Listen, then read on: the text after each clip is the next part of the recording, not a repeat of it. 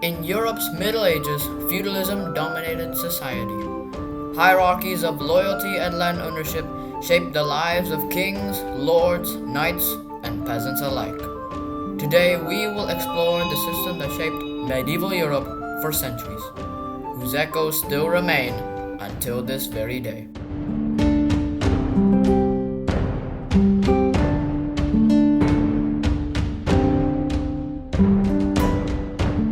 Feudalism was a system built on personal loyalty and mutual dependence. In this structure, a vassal swore an oath of fealty to a lord, pledging service in exchange for the lord's protection and support. Vassals were often granted land to provide them with a steady income for maintaining their equipment and fulfilling their obligations. However, land ownership was not necessary to be a vassal. Many landless vassals existed throughout history, though their numbers declined over time. A vassal's primary duty was military service, but they also had non-military responsibilities, such as offering advice and judgment in the Lord's court, providing financial support for events like ransoms or marriages, managing estates, and overseeing land on behalf of the Lord. The Lord's duty was to maintain the faith of his vassal by not injuring the vassal's life, honor, or property. Beyond that, there were two other obligations the Lord had to fulfill, those being protection and maintenance. Protection meant that the Lord had to assist the vassal if he was unjustly attacked and defend him against his enemies. It also means legal protection. The Lord was bound to defend his vassal in a court of law, including the king's court. The Lord, too, was equally bound to give his vassals advice and judgment. Finally, the Lord had to make it possible for the vassal to provide his services. This could be done through the granting of a fief or by maintaining the vassal in his court as part of the Lord's household.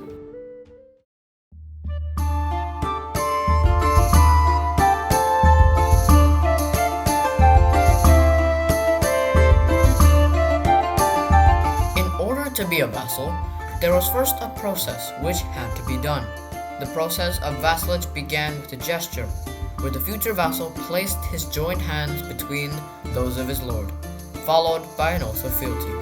A notable example from Charlemagne states, "By this oath I promise to be faithful to the Lord Charles, the most pious emperor, and I will keep and hope to keep this oath from this day henceforward, with the help of God, the creator of heaven and earth, and of these sacred relics." This oath formed a legal bond between lord and vassal. While vassalage was theoretically voluntary, this was not always the case.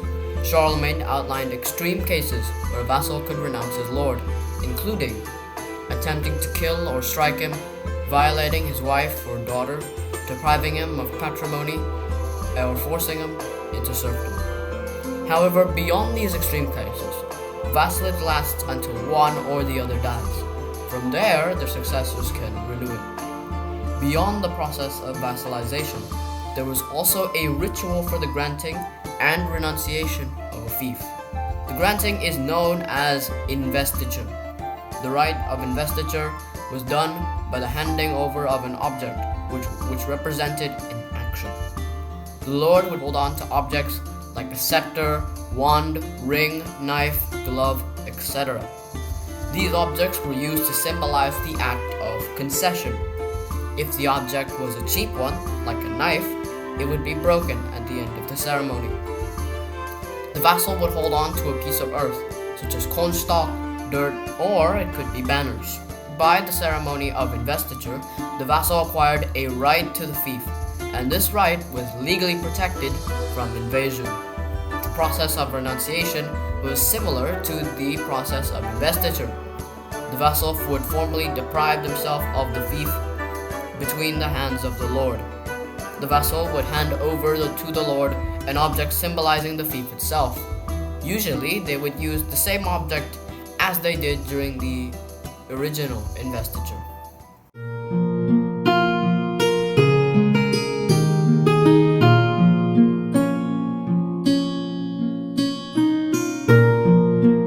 In feudalism, there were several different types of fiefs. In the lands of the Rhine and in southern France, a very privileged type of fief emerged, known as a free fief. A free fief was a fief with no obligations, besides fealty and holding of his castle. Besides that, there was also the knight's fee, which was a fief that required the vassal to serve with full equipment. This fief was found in England, France, and the Holy Roman Empire. Some fiefs owed their character to the circumstances of its creation. For example, the fief de reprise was a fief that was created when the owner of an island would have either sold or resigned his property to the lord, and in return, the property would be re-granted in the form of a fief. This could be done for protection and money. No matter what type of fief was granted, all fiefs shared similar rights between lord and vassal. In a fief, the lord enjoyed the right of direct ownership of the property, while the vassal enjoyed the right to use and benefit from the land, but otherwise did not own it. But despite not owning the land, the vassal was basically the de facto occupier of the fief, and thus the vassal's power and rights began to grow while the lords above them declined. By the 11th century, a vassal's right over a fief far exceeded its usual boundaries. In the 12th century, however, the study of Roman law was revived in Western Europe, and attempts began to be made to establish a clear definition of the rights of the two parties. Eventually, in the 13th century, they created a doctrine based on a somewhat incorrect interpretation of the Roman laws. Since it was impossible for them to admit that a vassal could hold a real right over property belonging to another, they decided to allow the division of the right of property and invented a new doctrine, divided dominium. The lord, who owned the property, retained the directum dominium, while the vassal obtained the dominium utere, the useful ownership. This meant that the lord still held ultimate legal ownership of the property, while the vassal maintained the right to use the property, but did not hold ultimate legal ownership. Beyond that, there was also the struggle about the right of alienation, which means the right of a vassal to grant or sell their own fiefs, forming sub-vassals.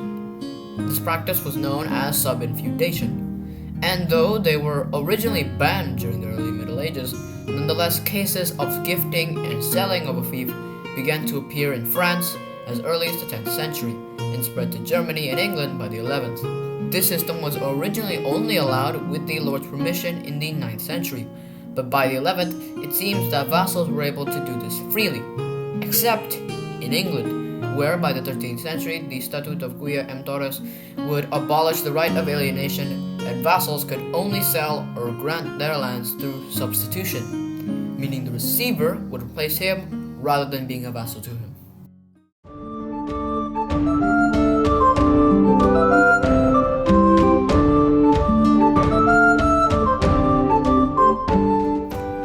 In a hereditary fief, succession was done through partible inheritance, meaning the land would be split up between his heirs.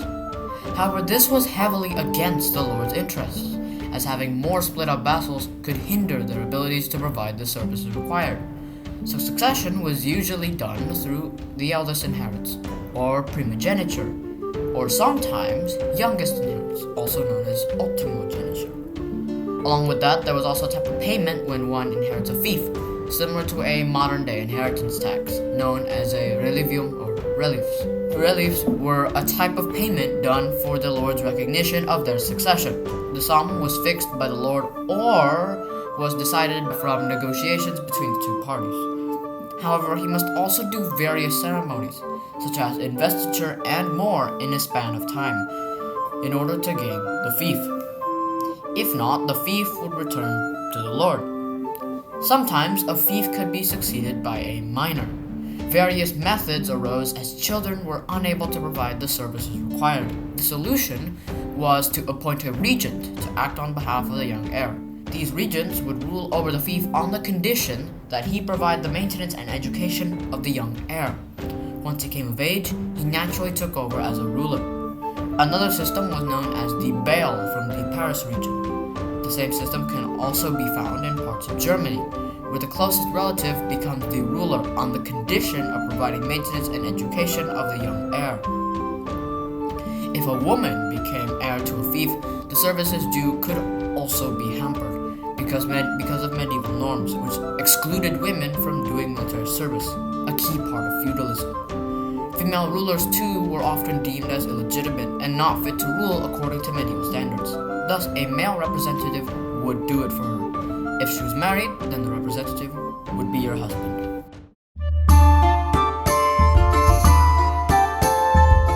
Feudalism was a very complicated system. There are many more detailed things that I have yet to discuss in this video, which you can check in the description below. And also, if you are interested in the topic, be sure to research it yourself. I would highly recommend it. However, one thing that makes feudalism unique was its emphasis on personal connection. Things such as homage, fealty, investiture, etc. are all examples of personal connections between lord and vassal. However, how did feudalism rise? How did it fall? We will discuss that in our second part of the series, so click it right here. Thank you for watching. I must once again state that this video should not be fully trusted. It's just my work, and its goal is to provide surface level understanding so you, the viewer, want to go deeper in. So make sure to take this in with a grain of salt. There are probably plenty of errors here, so please do point them out in the comments, and also if you can provide the sources, please do, so I can learn more. Thanks.